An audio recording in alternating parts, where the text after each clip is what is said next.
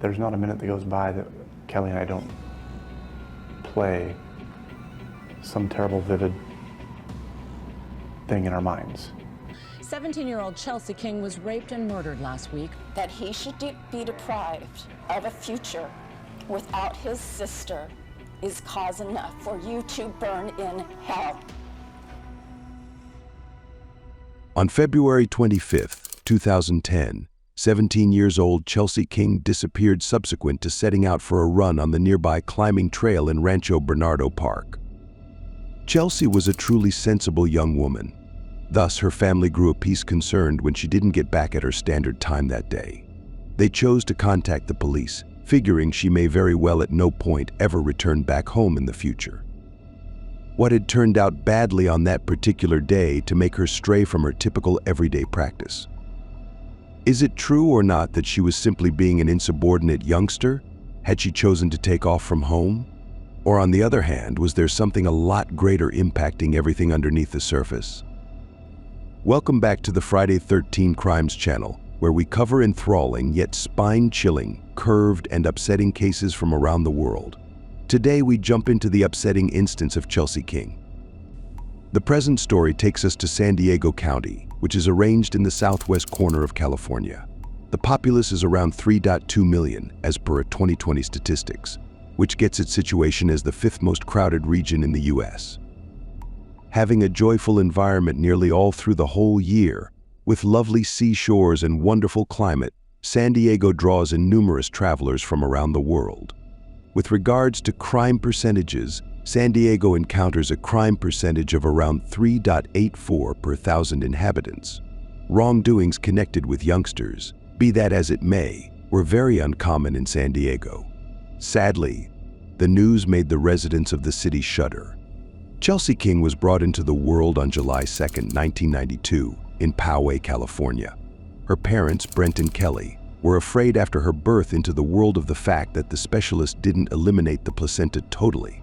This left Kelly with Asherman syndrome, a condition where scar tissue structure inside the uterus as well as the cervix.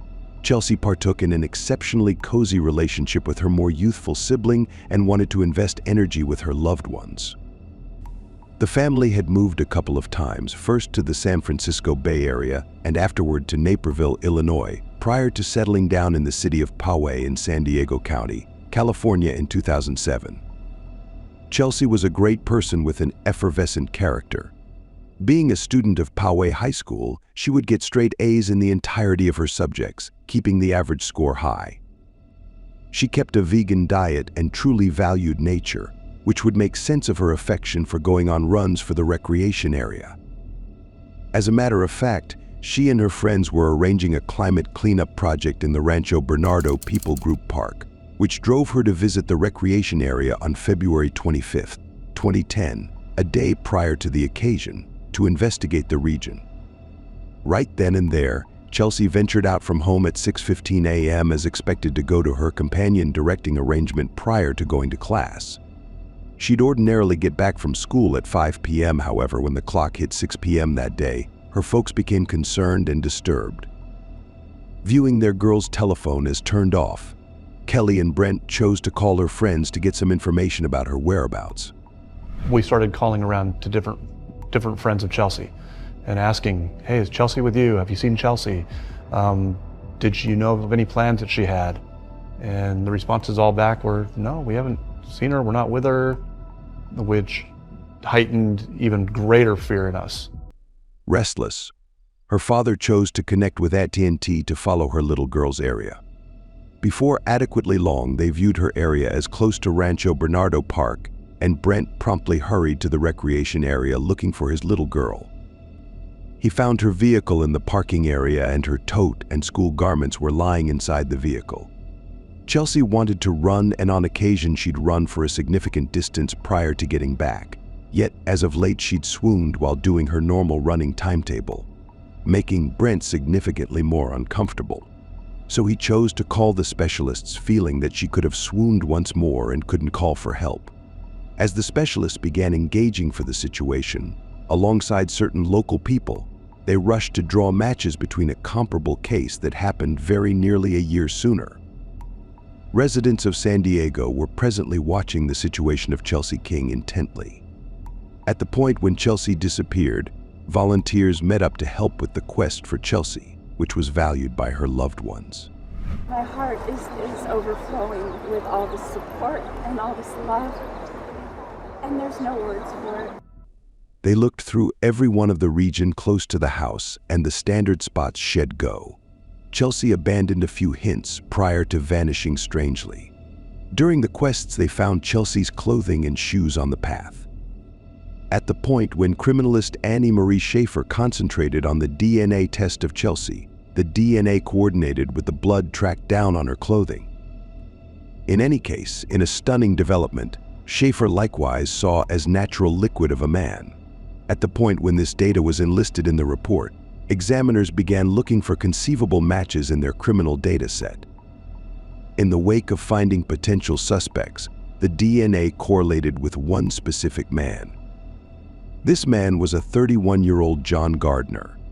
He was likewise associated with a previous case, the instance of 14-year-old Amber Dubois, that individuals of San Diego began to chatter about. They thought she ran away. They thought she met someone online. You know in your heart when something's wrong. The worst part is when you're looking and you're searching and you have no answers. On February 13th, 2009, 14 years old Amber Dubois from Escondido disappeared while en route to Escondido High School. Amber was brought into the world on October 25th, 1994. She lived with her mom, Carrie, and her mom's sweetheart, Dave, however, wanted to enjoy her ends of the week with her dad, Maurice or Mo. February 13th, 2009 was a chilly, blustery morning. Generally, Amber's classes finished around 2:45 p.m., and she generally returned an hour after school was finished. In any case, when she didn't get back on February 13th, 2009, her folks were frightened and terrified. Dave went to get her from school, however, Amber's instructor let him know that Amber didn't go to class that day. Dave and Carrie promptly recorded a report for someone who has gone missing. Escondido police explored the region close to her home and her school, however, tracked down no hint of Amber. The specialists and Amber's folks felt that it very well may be a kidnapping case. Carrie and Dave emptied everything into the quest for their little girl, and close ones joined the search too. Yet they also couldn't track down any hint of Amber. At last, her folks inhaled a murmur of help when the examiners pronounced that her telephone was momentarily turned on. This drove the police office to deliver a crisis notice immediately, encouraging everyone individuals in Escondido to report any information they could have concerning Amber's whereabouts. This is an important message from the Escondido Police Department regarding a missing juvenile at risk. The missing juvenile is Amber Leanne Dubois. A few group began approaching with their records of having seen Amber in the days prompting her vanishing. These observer reports began to arrange the image that Amber was likely not abducted, however, rather decided to take off from home voluntarily. Carrie, notwithstanding, was unflinching in her choice that Amber could never take off from home. In any case, specialists weren't persuaded. A pursuit and salvage activity was set up by Rincon School, where officials and volunteers approached to pass out flyers and search the close by region in order to track down any signs. Carrie's sweetheart, Dave, was the last individual to communicate with Amber before she disappeared. Dave took a polygraph test multiple times, and it emerged to be negative each time, however, Carrie actually thought him. John Albert Gardner was brought into the world in Culver City, California on April 9, 1979, to Mother Kathy Osborne and Father John Albert Gardner. Kathy was not the slightest bit content with John Sr.'s crazy drinking. He even got a DUI, which constrained Kathy to drive him off to work. John's mom, Kathy, worked extended periods, and John invested a large portion of his energy with his aunties and cousins who raised him. He was near his more seasoned stepsisters, Shannon and Serena, yet he professed to have a personal connection with one of his aunties. At the point when John was conceived, he had sensitivities and ear diseases, which made him fastidious. He additionally experienced asthma, and he was an incredibly dynamic child too. As John grew up, his way of behaving began to deteriorate. At 4 years old, he battled with motivation control with such force that he needed to take dosages of Ritalin at school so he could focus in class. Hissy fits became normal occasions. At 4 years of age, he'd discuss self-mischief and gave indications of self-hatred. Seeing no improvement in his way of behaving, Kathy decided to increase the dose. Nonetheless, it possibly prompted despondency when he wasn't permitted to take them at night. Kathy turned into an enrolled nurturer in 1985 and began giving John the medication around evening time so he could rest better. Kathy separated from John Sassar. Furthermore, moved into her new house with John and her new beau Dan. In February 1989, John was confessed to an ongoing system at UCLA, where he was determined to have attention deficit hyperactivity disorder with side emotional features. The specialist likewise expressed that he appreciated showing aggression towards small kids and would frequently blow his top. In one occurrence, when he was 21 years of age, he attacked a 13-year-old neighbor, and he was captured for the wrongdoing. There were allegations that he'd likewise taken part in sexual exercises with her. Aside from brutally pounding her, he denied every one of the allegations right away, yet at long last admitted to raising a ruckus around town, yet guaranteed he enjoyed no sexual exercises with her. He was sentenced in 2000 for attacking his young neighbor and served 5 years in jail. He guaranteed that he'd been exploited by the framework, despite the fact that there was obvious proof against him. Kathy explained to the court that the motivation behind why John hit the young lady was on the grounds that she really liked her child and asked the court to give her child emotional well-being treatment and probation, all things considered. This was denied by the court and he was shipped off prison. The now 31 years old John Jr. declined and was regularly having considerations of self-damage. On February 19, 2010, John was raced to the trauma center in the wake of taking weighty dosages of the medication and was set free from the clinic later that very day. On the morning of February 24, 2010, Kathy and Dan drove 2 hours to visit John's grandma and weren't back until 1 a.m. on February 25th. At the point when they returned, John wasn't home and didn't answer Kathy's calls.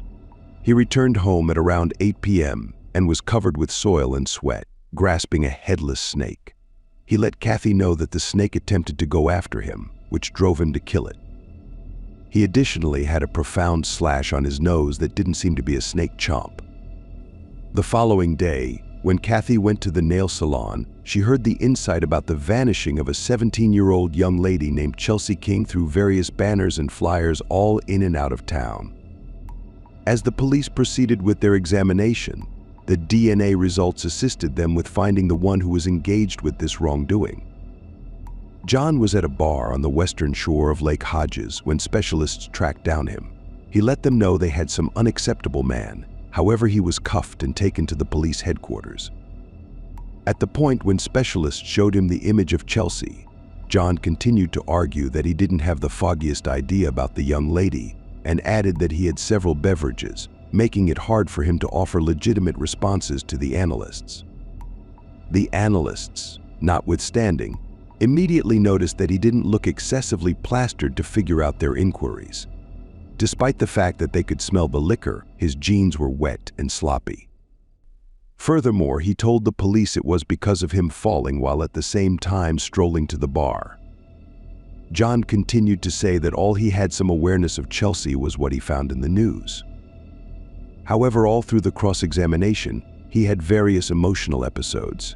He even proclaimed that he was, once more, the casualty of misleading allegation, very much like his 2000 capture. In the middle of between these remarks, he offered a somewhat odd remark that specialists would actually attempt to fault him for Amber Dubois vanishing. This cautioned the investigators since they hadn't referenced this case to John or even expressed Amber's name while interrogating him regarding Chelsea.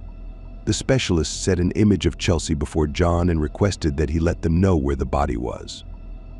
Be that as it may, he denied having very much insight into her.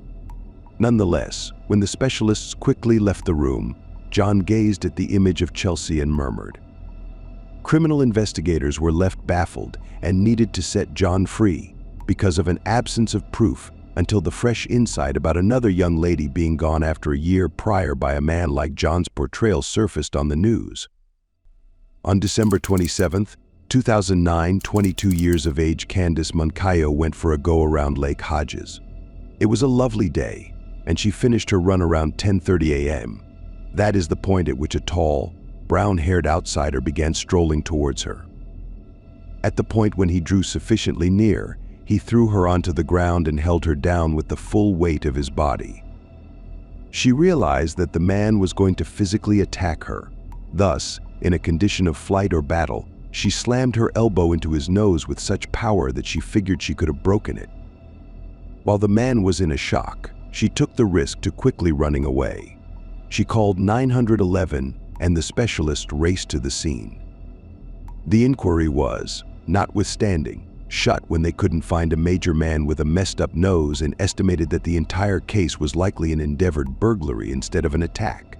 Specialists connected with Candice in order to accumulate new data about their suspect. At the point when they sent her the image of John Gardner, she quickly remembered him as her aggressor. Kathy, notwithstanding, totally denied every one of the allegations while standing firm and faithful to her child's side. The agents trusted that she'd admit to the wrongdoing carried out by her child, assuming she knew about it, and told her finding Chelsea was truly significant. They added that John was representing a danger to a few others, locally assuming he was behind her vanishing.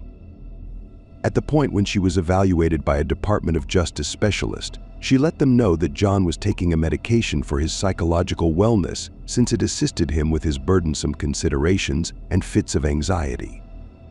That's what she guaranteed. However, he had attacks of explosions over and over. He was an extremely benevolent man. Upon the arrival of the occurrence, he went on one of his typical strolls, however didn't indicate where he was going.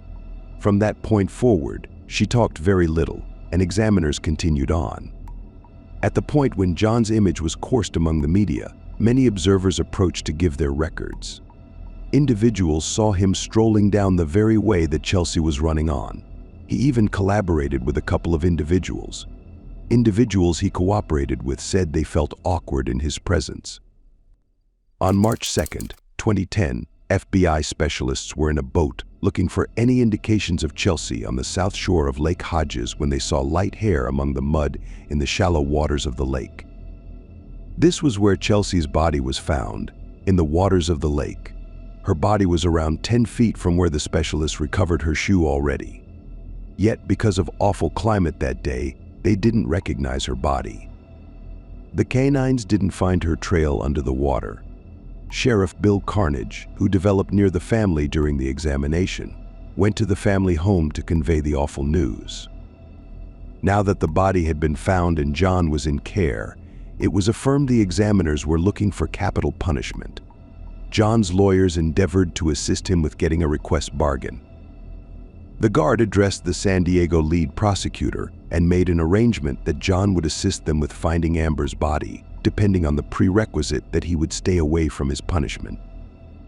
While John drove specialists to Amber's body, officials were struck by how quiet and relaxed he was, in any event, smoking cigarettes. Whenever they arrived at the spot, John pointed at a shallow grave, yet conceded that he'd disposed of Amber's garments in different effects. The agents didn't track down Amber's body, yet found the remaining parts of human hair that later were viewed as Amber's. Carrie, Mo, and Dave were called to the Escondido Police Headquarters, where the police let them know that they'd revealed a portion of Amber's remaining parts, however hadn't tracked down her entire body yet. Neither the police nor the clinical specialists could give a reasonable thought of what has been going on with Amber. This showed the unmistakable contrast between how Amber's and Chelsea's cases were dealt with. Carrie, be that as it may, wouldn't sit peacefully and went to the famous television show Larry King Live to discuss why she was never given an unmistakable image of what befell her little girl and encouraged John to admit to his wrongdoings, assuming he was engaged with her little girl's case. After Carrie voiced her dissatisfaction in Larry King Live about how she was kept in obscurity with respect to current realities of her girl's vanishing, the head prosecutor told the King family that John took a blameworthy request to keep away from his capital punishment. He did this by admitting his inclusion with Amber Dubois' demise and Candice's assault. The King family took in the news in irritation and consented to the details of John's request. The lead prosecutor was completely mindful of the results that they'd confront on the off chance that they openly declared that John Gardner wouldn't get a capital punishment. This news would probably infuriate individuals of San Diego, however, would likewise have expanding influences state and cross-country. While John's lawyer encouraged him to stay quiet, John chose to make some noise. On April 25, 2010, John begged the appointed authority and his lawyers to allow him an opportunity to show up on KFMB television and openly apologize to the casualties' families. He additionally openly admitted to his wrongdoings and expressed that he detested himself and lamented all that he did. Nonetheless, people in general was not dazzled by his jokes. There was likewise a book distributed named Lost Young Ladies by Caitlin Ruther, an American-Canadian genuine wrongdoing essayist. At the point when Caitlin connected with John and let him know that she composed a book in view of the wrongdoings he'd perpetrated, John inquired as to whether he could sign the book, trusting individuals would recollect him through this book. He presumptuously added that marking the book would be a motion to show that he'd acknowledged his wrongdoings and might want to atone for his casualties' families. The casualties' families were, notwithstanding, disturbed by the distributing of the book. Upon the arrival of condemning, John looked fretful and diverted, even subsequent to being encouraged by his lawyer to keep a quiet disposition. During their casualty influence explanations, Carrie, Mo, and Dave discussed their caring little girl, and during the entire discourse, John intermittently shed tears.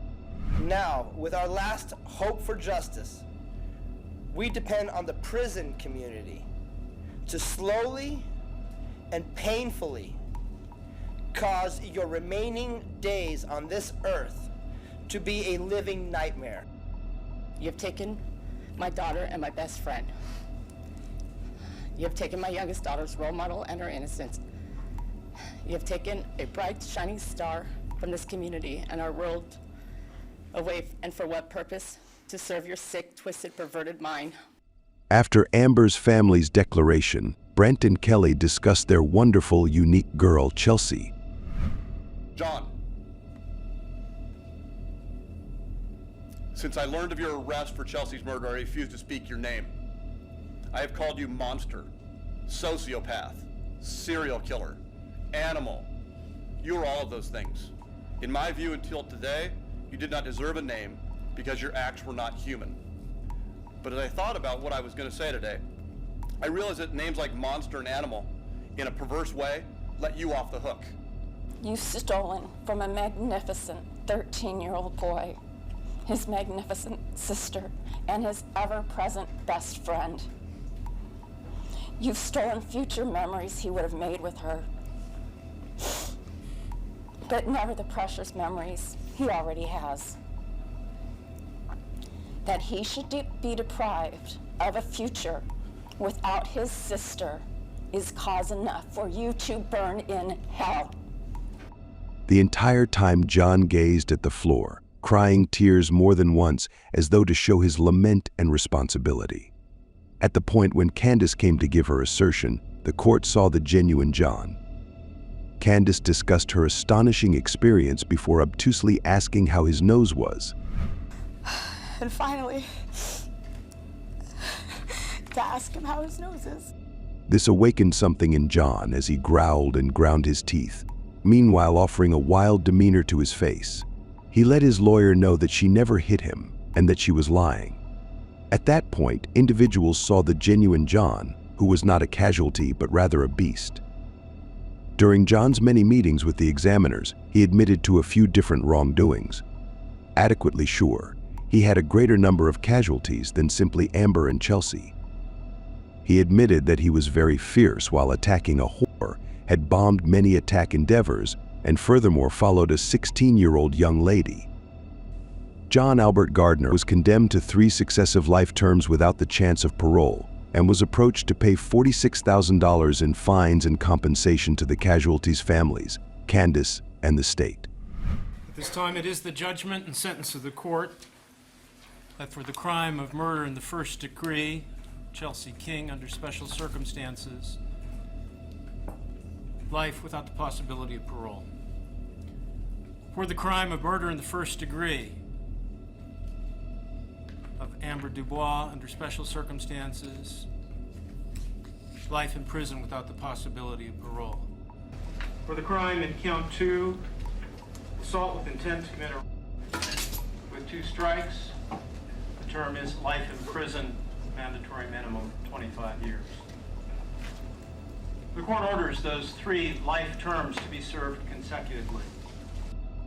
This case insulted individuals of San Diego, however, individuals from one side of the planet to the other.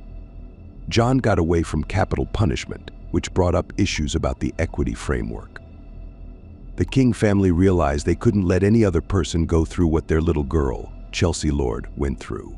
So they made Chelsea's regulation, a regulation that increments punishments, parole arrangements, and oversight for the most obviously terrible wrongdoing guilty parties. Under this regulation, in the event that somebody carries out a sex wrongdoing against a youngster, they'd confront a 1-strike existence without any chance to appeal punishment. A short time later, the local area met up to hold a candlelight walk for both Amber and Chelsea, petitioning God for their spirits to find happiness in the hereafter. The present case was upsetting, yet in addition disastrous. 2 blameless young ladies who had a long and promising lives to look forward to succumbed in the possession of a manipulative beast who continually misled himself due to his psychological wellness issues. All in all, presently we ask you, do you suppose John Gardner was really a casualty of dysfunctional behavior or was totally a beast? What's more was the discipline that he got to the point of giving equity and consolation to the casualties' families. Tell us in the remarks segment underneath. Also, assuming you found the present video fascinating, kindly consider subscribing our channel, hit that like button and share our videos. Until sometime later, remain safe.